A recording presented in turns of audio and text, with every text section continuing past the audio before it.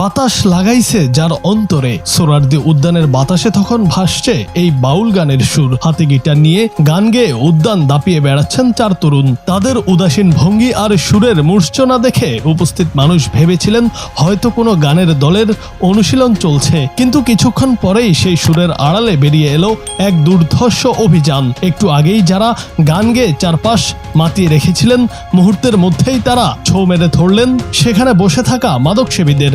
গিটারের আড়াল থেকে বেরিয়ে এলো চকচকে হাতকড়া। হঠাৎ ঘটে যাওয়া এই নাটকীয় ঘটনায় হতভম্ব হয়ে পড়েন উপস্থিত মাদকসেবী ও অপরাধীরা। আসলে বাউল সেজে গান গেয়ে বেড়ানো ওই চারজন ছিলেন শাহবাগ থানার চৌকস পুলিশ সদস্য।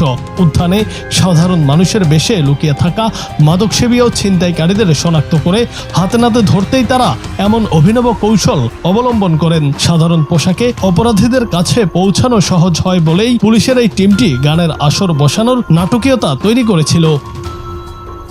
শাহবাগ থানা পুলিশের এই সৃজনশীল অভিযান দেখে সাধারণ দর্শনার্থীরা যেমন অবাক হয়েছেন, তেমনি প্রশংসা করেছেন। পুলিশ সদস্যরা জানান, অপরাধীরা পুলিশের সাধারণ গতিবিধি সম্পর্কে আগেভাগেই সতর্ক থাকে, তাই তাদের ফাঁদে ফেলতেই এই ছদ্মবেশের পরিকল্পনা করা হয়। অভিযান শেষে অপরাধীদের থানায় নিয়ে যাওয়া হয়।